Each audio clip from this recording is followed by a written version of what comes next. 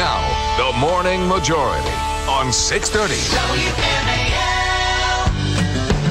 6:07 on WMAL. Good Tuesday morning to you, Washington, D.C. This is the Morning Majority. Brian Neiman, along with Joe De Genova, former Good U.S. morning, prosecutor. Brian.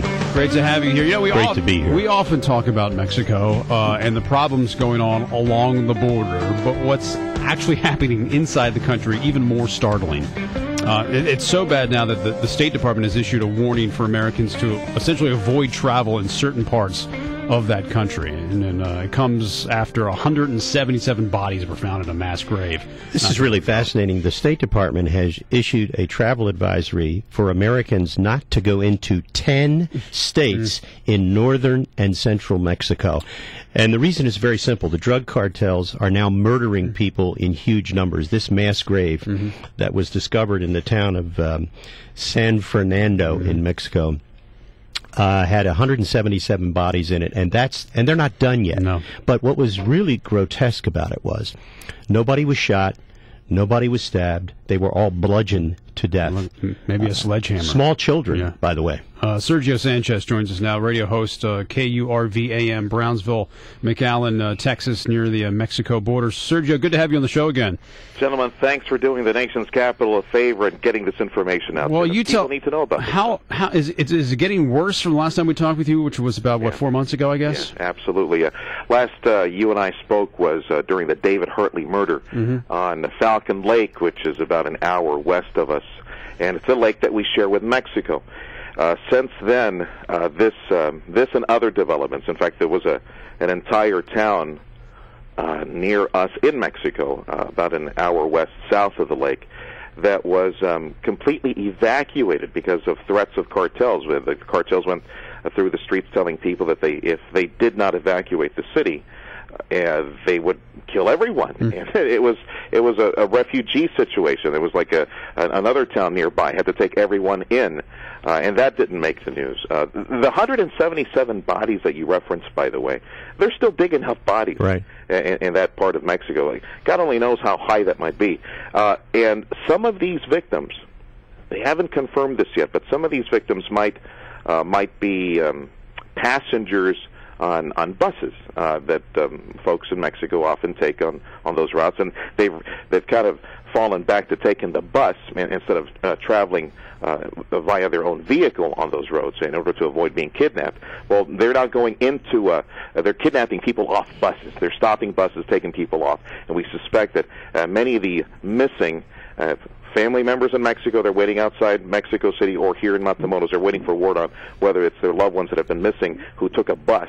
One of those missing is an American, by the way. It's I know that at least of the many dozen people that have gone missing off buses, one of them at least is an American. What's the motive? Do we know? I mean, is it solely extortion and to get to these people to do what the drug cartels want them to do? Do we have any motive? Yeah, for what's happening? It's the latter. It's they're looking for mules. They're trying to force these people to carry their drug loads into the U.S. That's what most authorities say. That's likely the reason they're being pulled off buses is so that they can force them to become mules and carry their illegal cargo into the U.S. just to swim it across the river. Sergio, this is Joe De Genova. Thank you for being on the show. America is distracted by 3 foreign wars right now and a debt and fiscal problem that's very substantial.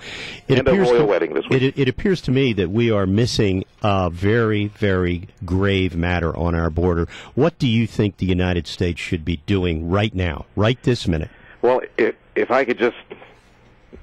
You're going to put me on the soapbox, I got to tell you. Please proceed. We need special forces in Mexico. Mexico is... We have a strange relationship with our neighbor to the south. They take our money, $1 billion+ worth, to fight this war against the cartels. But they'll take the check at the door, but they won't let us in to help them solve the problem, to kill the vermin. This problem is beyond their control. The military cannot handle.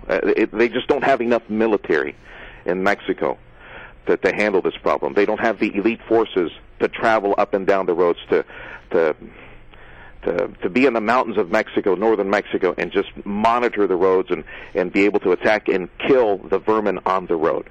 It's everywhere. There's so many reports coming in to our office here from Mexico. I'm trying to keep up with just the stuff that makes it to the papers in Mexico, translate that into English.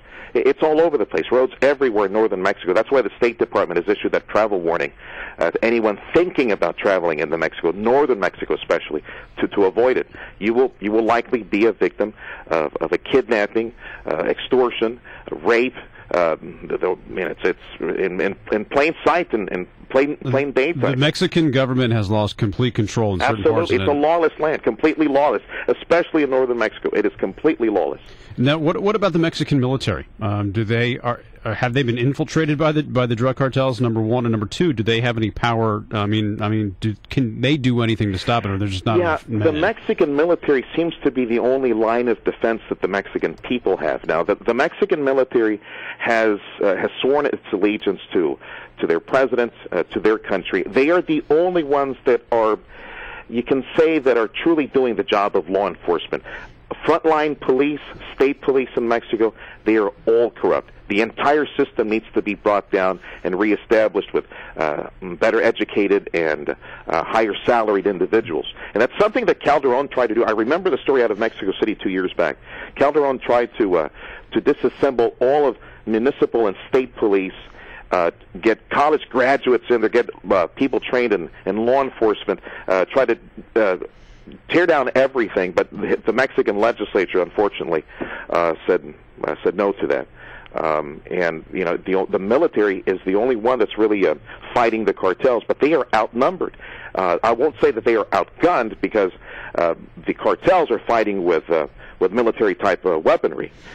Which, by the way, you just reminded me. You guys really should look into the gun walker scandal out of the Southwest, where there's an investigation in your neck of the woods.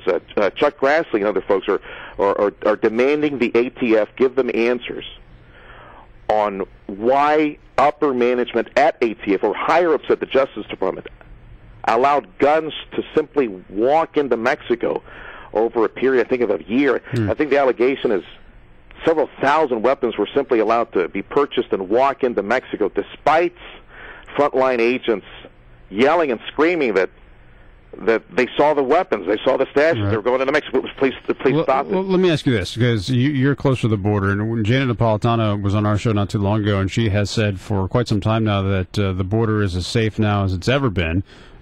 Is that true? I mean, from what you're seeing, from where you are in Brownsville and McAllen? On the U.S. side, we are safe. Even in El Paso. Okay. El Paso across the Rio Grande from Ciudad Juarez, which seems to be the epicenter of all the violence. It's safe on the U.S. side. And she can look at the numbers and say, well, we have more Border Patrol now than ever before, more federal agents than ever before. We have more money being pumped to the border than ever before. True. But the violence in Mexico has reached a new high. I mean, it equals or surpasses the brutality of Iraq. We got people waking up finding bodies left in public plazas and on bridges that have been of individuals. I mean, I don't mean to ruin anyone's breakfast, but I mean people that have been really skinned alive. And well, I mean the picture you paint. I mean, I'm thinking to myself, if I'm in Mexico and I got a family and I know this is going on in my country, it's just another reason for me to want to get out and go to the United States. And they are. They're moving to the Rio Grande Valley. They're moving to San Antonio and Houston. The affluent that have the means to do so, they're moving to the U.S. They're uprooting their families and bringing them here. They're investing in the U.S., setting up businesses, getting visas as quickly as they can through some, I think it's an EB-5 program, I think it's what it's called. They invest a certain amount of money, like $500,000 or $1 million or $2 million. They set up a business, and they're able to, in essence, purchase their exodus from Mexico by setting up business. And the affluent are doing that as quickly as possible because they are the primary target many times of these cartels that are trying to shake them down. Sure they are. Sergio, good to have you on the show. Thanks very much for your time. We appreciate it. Sergio Sanchez, radio host, KURV AM, Brownsville, McAllen.